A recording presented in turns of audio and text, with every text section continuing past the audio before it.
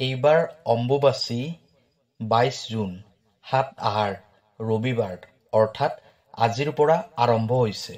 দিনৰ ২:৫৬ পৰা অম্বুবাচী প্ৰবৃত্তি হৈছে আৰু ১১ আহাৰ ২৬ জুন পুৱতি নিশা ৩:১১ নিবৃত্তি হ'ব। অম্বুবাচীৰ এই সময়ছোৱাত কেইটামান কাম ভুলতেও কৰিব নালাগে, যাৰ ফলত দেৱী শক্তিৰ অশুভ প্ৰভাৱৰ ফলত জীৱনলৈ নামি আহিব পাৰে ভয়ংকৰ বিপদ। বিশেষকৈ অম্বুবাচীৰ সময়ছোৱাত যদি কোনোবা মহিলা ঋতুমতী হয় তেনেহ'লে ভুলতো নকৰিব এই দুটা কাম, অন্যথা সেই মহিলাৰ জীৱনলৈ নামি আহিব পাৰে ভয়ংকৰ বিপদ। আজিৰ এই ভিডিঅ'টোত আপোনাক জনাম অম্বুবাচীৰ এই সময়ছোৱাত কেনেকুৱা ধৰণৰ কাম কেতিয়াও কৰিব নালাগে। এই কামকেইটা কৰিলে ইয়াৰ পৰিণাম বহুত অশুভ হ'ব। প্ৰিয় দৰ্শক, আছামিজ এষ্ট্ৰলজীলৈ আপোনাক স্বাগতম জনাইছোঁ। মই এষ্ট্ৰলজাৰ ধীৰাজ শৰ্মা। চেনেলটো ছাবস্ক্ৰাইব কৰি দিব আৰু কমেণ্টত লিখিব জয় মা কামাখ্যা। প্ৰিয় দৰ্শক, যদি আপোনাৰ ব্যক্তিগতভাৱে কিবা সমস্যা হৈ আছে তেনেহ'লে ভিডিঅ'ৰ স্ক্ৰীণত দিয়া নাম্বাৰত আমাৰ সৈতে যোগাযোগ কৰিব। আমি আপোনাৰ সমস্যাসমূহ সমাধান কৰিবলৈ চেষ্টা কৰিম। এতিয়া হওক ভিডিঅ'ৰ পৰৱৰ্তী অংশলৈ যাওঁ। এতিয়া হওক জানি লওঁ অম্বুবাচীৰ দিনাৰ পৰা কি কি কাম কৰিব নালাগে। হিন্দু শাস্ত্ৰ অনুসৰি আহাৰ মাহৰ মৃগশিৰা নক্ষত্ৰৰ ৩ পদ শেষ হ'লে আৰ্দ্ৰা নক্ষত্ৰৰ ৪ৰ্থৰ পৰা দেৱলোকৰ দেৱীসকল ঋতুমতী হয়। সেই অনুসৰি আই ধৰিত্ৰী হৈছে দেৱলোকৰ দেৱী। লোকবিশ্বাস অনুসৰি সেই সময়ত আই ধৰিত্ৰী ঋতুমতী হয় বুলি বিশ্বাস কৰা হয়। লগতে মা কামাখ্যা দেৱীও ঋতুমতী হয় বুলি বিশ্বাস কৰা হয় আৰু এই ঋতুমতীৰ সময়ছোৱাকে অম্বুবাচী হিচাপে মনা হয়। শাস্ত্ৰ অনুসৰি আই ধৰিত্ৰী ঋতুমতী হোৱাৰ এই সময়ছোৱাত কিছুমান কাম কেতিয়াও কৰিব নালাগে, যাৰ ফলত দেৱী শক্তিৰ ৰোষত পৰি বিপদৰ সন্মুখীন হ'ব লগা হয়।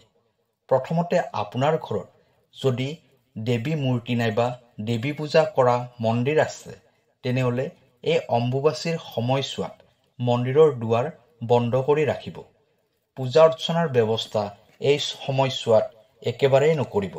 লোকবিশ্বাস অনুসৰি ঋতুমতীৰ এই সময়ছোৱাত দেৱীসকল অশুচি হয় আৰু পূজা অৰ্চনা কৰিলে দেৱী শক্তিৰ ৰোষত পৰিব লগা হয়। দ্বিতীয়তে, অম্বুবাচীৰ সময়ত মাটিত গাঁত খন্দা নাইবা শস্য কৰিবলৈ মাটি চহোৱা আদি কামৰ পৰা দূৰত থাকিব লাগে। কাৰণ এই সময়ত মাটিৰ পৰা কিছু বিষাক্ত গেছ নিৰ্গত হয়, যাৰ ফলত মাটি চহাই শস্য কৰিলেও সেই শস্যৰ পৰা একো সুফল পোৱা নাযায়। তৃতীয়তে, অম্বুবাচীৰ সময়ছোৱাত কোনো ধৰণৰ মাংগলিক কাম কাজ কৰিব নালাগে। এই সময়ছোৱাত মাংগলিক কাম কাজ কৰিলে ভৱিষ্যতৰ বাবে বিপদ আহিব পাৰে। ৪ নম্বৰ, অম্বুবাচীৰ সময়ত যিকোনো শুভ কামৰ বাবে যাত্ৰা কৰিব নালাগে। প্ৰয়োজনৰ বাহিৰে কোনো দূৰণিবতীয়া যাত্ৰা কৰিব নালাগে, কাৰণ এই যাত্ৰাই ব্যক্তিৰ জীৱনলৈ দুখ কষ্টহে লৈ আহে। ৫ নম্বৰ, অম্বুবাচীৰ সময়ছোৱাত যদি কোনো নাৰী ঋতুমতী হয় তেনেহ'লে সেই নাৰীয়ে সেই সময়ছোৱাত মাটি স্পৰ্শ কৰিব নালাগে বুলি কোৱা হয়। মাটি স্পৰ্শ নোহোৱাকৈ সকলো সময়তে ভৰিত চেণ্ডেল পিন্ধি থাকিব লাগে আৰু অধিক সময় ধৰিত্ৰীৰ বুকুত থিয় হৈ থাকিব নালাগে, কাৰণ মাটিৰ পৰা ওলোৱা বিষাক্ত গেছে সেই মহিলাক ক্ষতি কৰিব পাৰে। ৬ নম্বৰ, অম্বুবাচীৰ সময়ছোৱাত দেৱী পূজা কৰাটো একেবাৰে ভুল কথা। অম্বুবাচীৰ সময়ছোৱাত তুলসী গছত পানী নিদিব আৰু তুলসী গছৰ তলত চাকি নজ্বলাব। শাস্ত্ৰ অনুসৰি তুলসী হৈছে মা লক্ষ্মীৰে এটা ৰূপ। সেয়েহে এই দিনকেইটাত তুলসী গছক স্পৰ্শ নকৰিব, যাৰ দ্বাৰা মা লক্ষ্মী ক্ৰোধিত হৈ ব্যক্তিৰ জীৱনলৈ ধন টকা পইচাৰ নাটনি কৰিব পাৰে। অম্বুবাচীৰ সময়ছোৱাত কোনো ধৰণৰ গছ গছনি কাটিব নালাগে। এই সময়ছোৱাত যিকোনো ফল লাগি থকা গছৰ পৰা ফল ছিঙিব নালাগে নাইবা ফল লাগি থকা গছক স্পৰ্শ কৰিব নালাগে। লোকবিশ্বাস অনুসৰি এনে কাৰ্যৰ দ্বাৰা আই বসুমতী ক্ষোভিত হয়। ফলত সেই ঘৰখনত সকলো ক্ষেত্ৰতে নাটনিৰ সৃষ্টি হয়। নম্বৰ ৮, অম্বুবাচীৰ সময়ছোৱাত কাজিয়া পেচাল কৰি পৰিৱেশ বিনষ্ট কৰিব নালাগে। কোনো ধৰণৰ ঘৰ নিৰ্মাণ কৰিব নালাগে। ইয়াৰ উপৰিও এই সময়ছোৱাত বৃক্ষৰোপণ, শস্য ৰোপণ তথা মাংগলিক কাৰ্যৰ আয়োজন কৰিব নালাগে। এই ৮টা নিয়ম আপুনি অম্বুবাচীৰ সময়ত মানি চলিব। এতিয়া আপোনাক জনাম অম্বুবাচীৰ এই সময়ছোৱাত কি কাম কৰিলে আপোনাৰ ঘৰৰ উন্নতি হ'ব, ঘৰলৈ টকা পইচাৰ আগমন হ'ব, ঘৰত সুখ সমৃদ্ধি বৃদ্ধি হ'ব, ঘৰত কাজিয়া পেচালৰ পৰিমাণ কমি যাব, আপোনাৰ অদৰকাৰীভাৱে হোৱা খৰচ বন্ধ হ'ব, লগতে ঘৰলৈ সুখ শান্তি সমৃদ্ধি আহিব। যদি বহুদিনৰ পৰা আপোনাৰ কিবা এটা কাম ৰৈ আছে, বহুত চেষ্টা কৰিও আপুনি কামটো কৰিব পৰা নাই, তেনেহ'লে পবিত্ৰ অম্বুবাচীত এটা সৰু উপায় কৰিব। অম্বুবাচীৰ দিনা ৰাতিপুৱা শুই উঠি স্নান কৰিব। স্নান কৰি উঠি সূৰ্যদেৱক জল অৰ্পণ কৰিব। তাৰ পিছত এটা পাত্ৰ ল'ব। যিকোনো পাত্ৰ ল'ব পাৰিব। ষ্টীলৰ পাত্ৰ ল'লেও হ'ব, নাইবা মাটিৰ পাত্ৰ ল'লেও হ'ব। সেই পাত্ৰটোত 3টা কৰ্পূৰ দিব আৰু এটা লং দিব। তাৰ পিছত এইখিনি জ্বলাই দিব।